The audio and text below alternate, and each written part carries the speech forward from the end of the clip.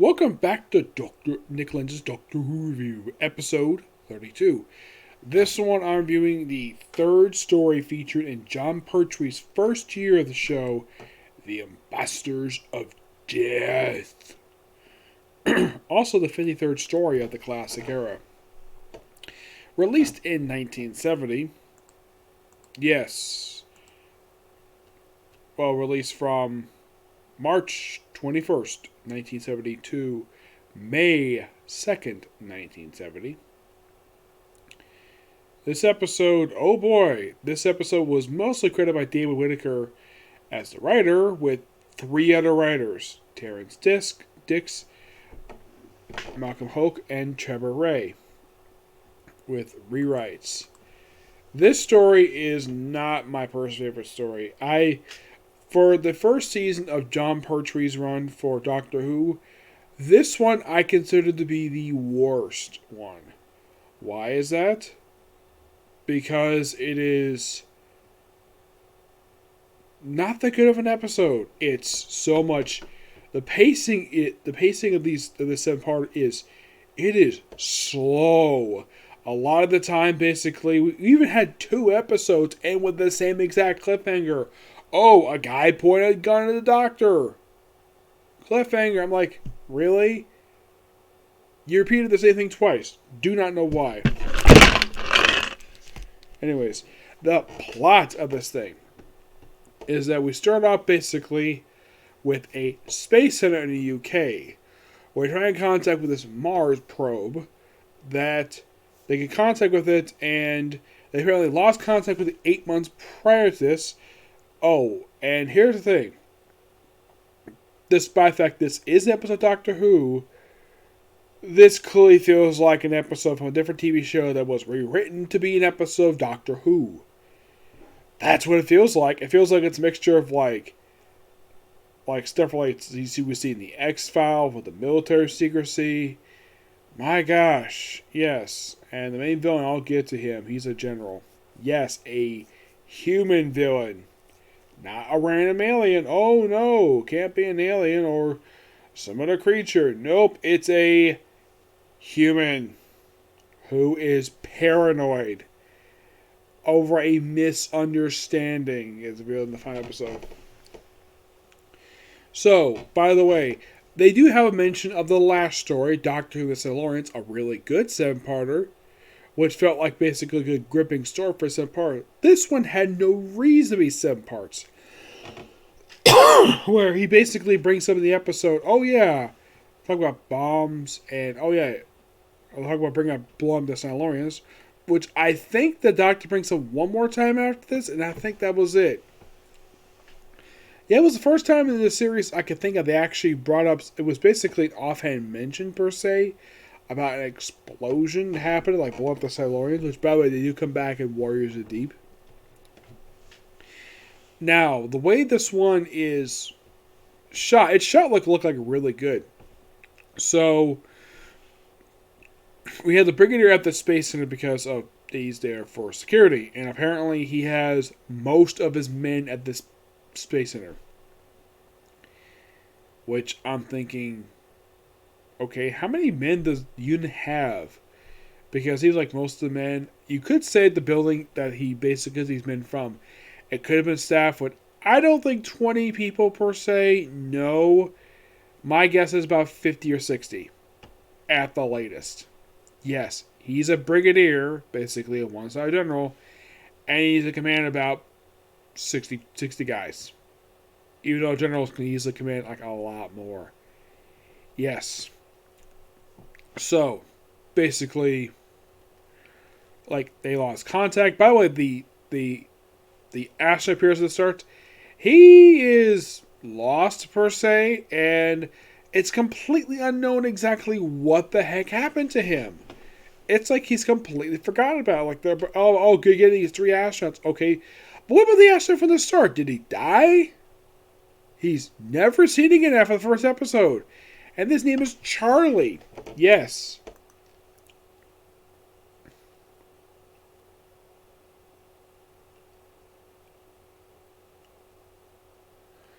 Yeah, it's kind of weird, though. So, They lose contact, and all of a sudden this noise comes in, and that's when the doctor comes like, oh, some random noise of some alien species. And here's the thing. Do they identify what species this is? Nope. We briefly see what they look like, and it looks like they're radiated survivors. No, seriously.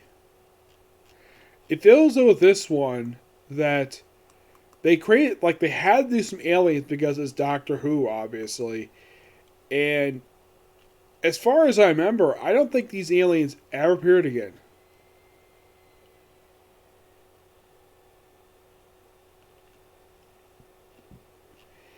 Yeah, that's the weird thing about this.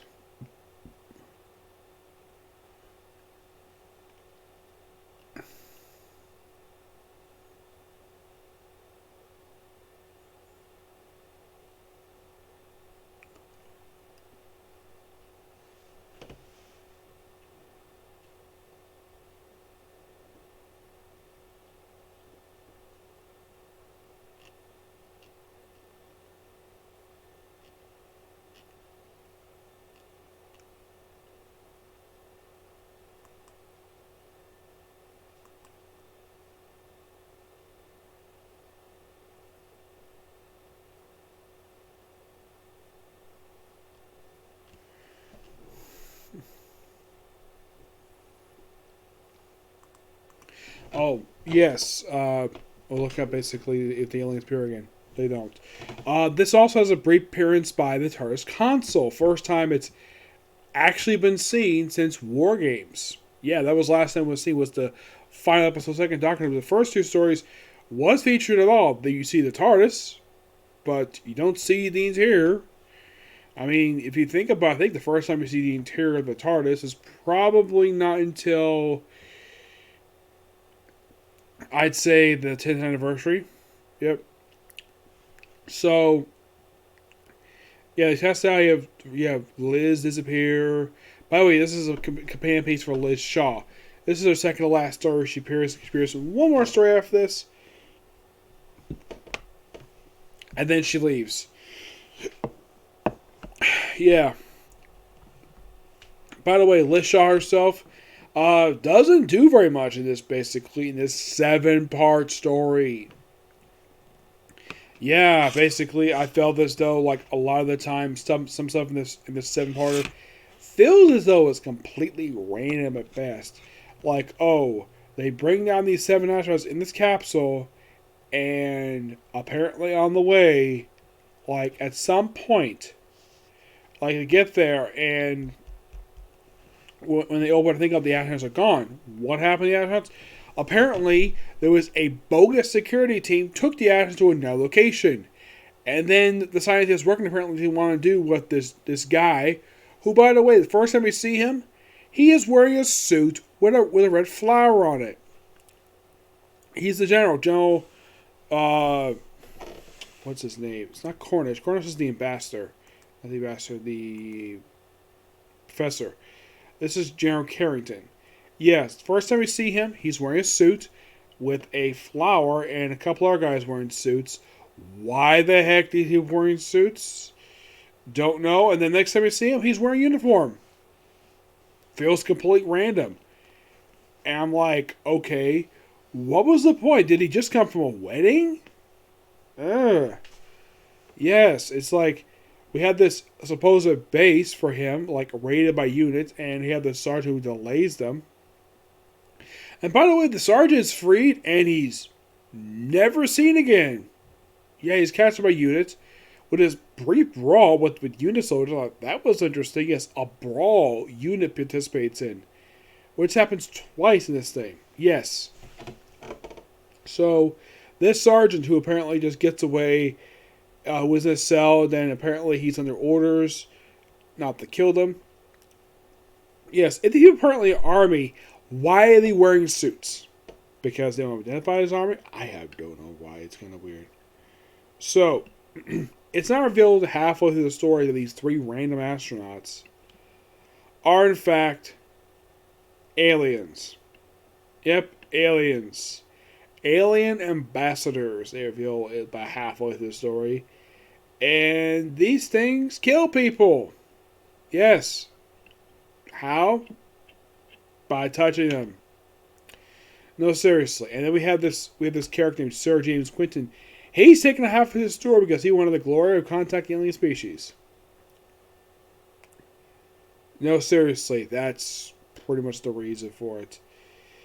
Yeah, it seemed like he was an obstacle in the way of the Doctor, and then he just taken out by one of the ambassadors just because he was in the way. Yeah, so Doctor tries to investigate stuff because he's basically hampered by Gerald Carrington because it's not revealed specifically until half of the story why he's acting the way he does. The reason why he acts the way he does, because one of his astronaut friends got accidentally killed by one of these aliens, and like, oh no, they're here to invade us. So basically, you have to stop them. Oh my gosh, seriously.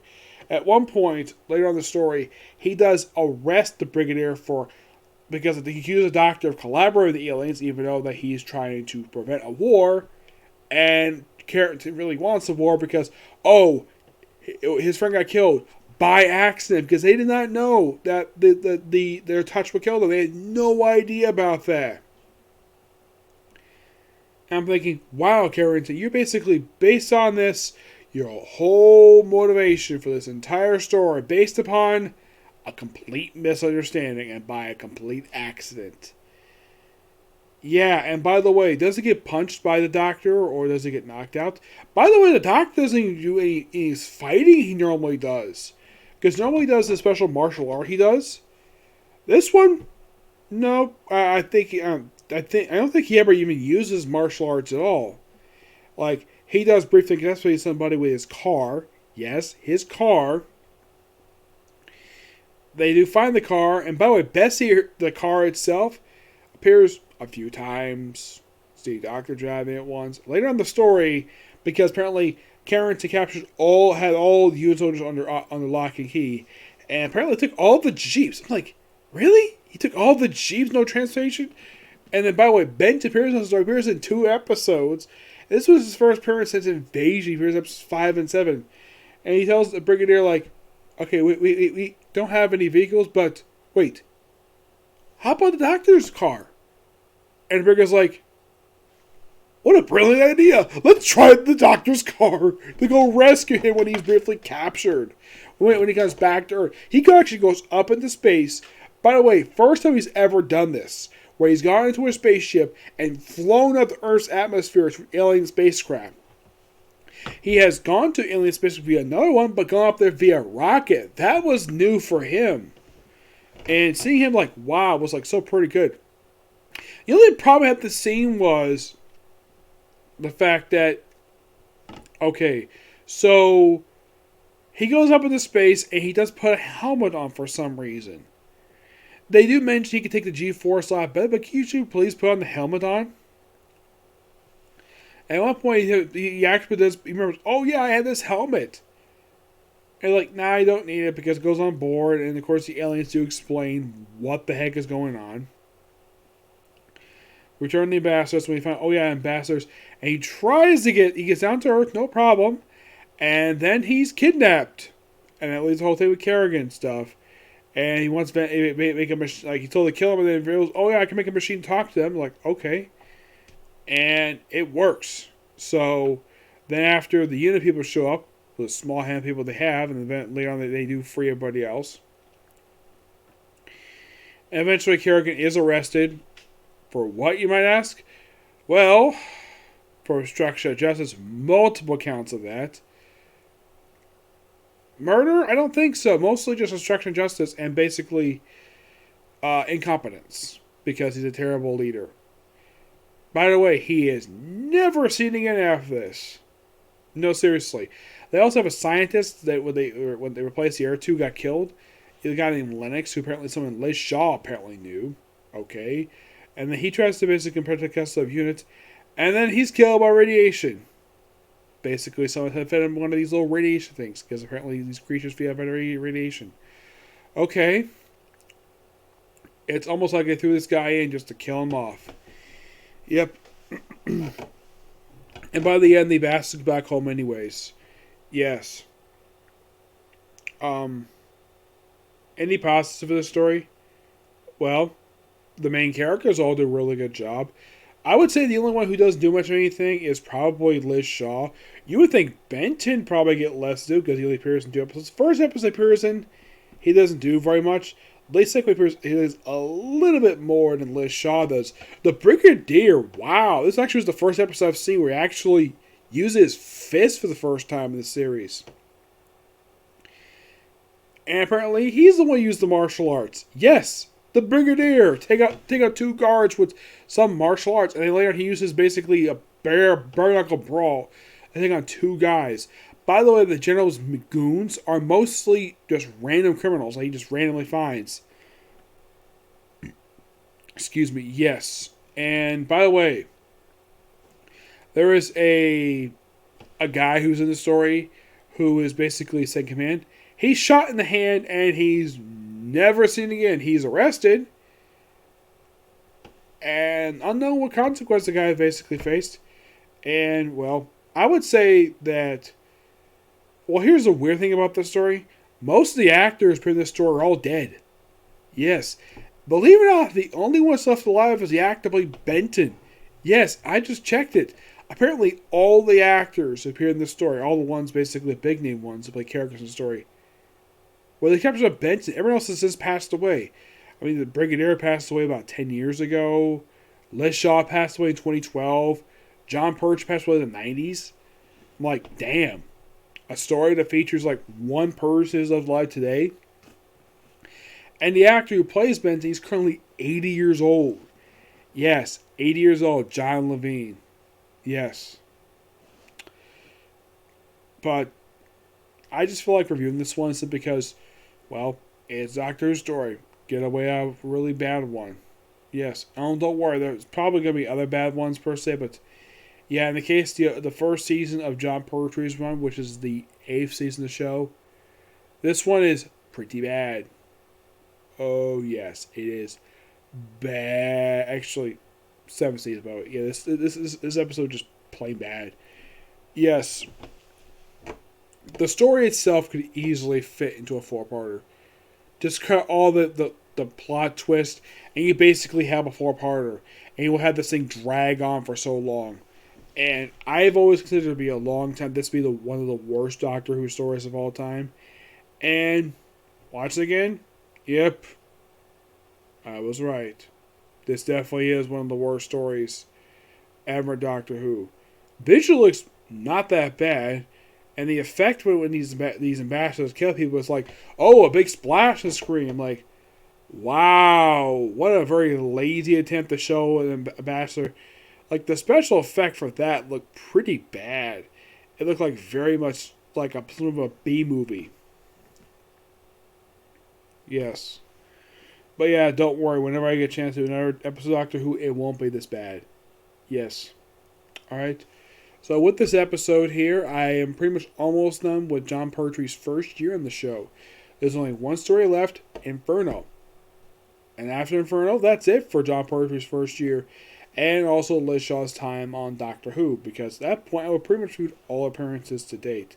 She's also appeared in some unofficial fan productions of this, basically unofficial productions related to Doctor Who. But yeah, Keely the actress only passed away. She only passed like 10 years ago. From what I could tell, basically look how she looked back, she wasn't that bad of a looking woman. She was okay. Yeah. So yeah, that's it for Circle of You. That's going to be pretty much it. Videos tonight to tomorrow. Oh boy. Probably almost as long as this today. So quick to reviews tomorrow for Black Clover, My Hero Academia, Kaguya-sama Love is War, Case Closed, One Piece, and Boruto. Roughly 6 videos. Maybe more, okay? Next video. Bye.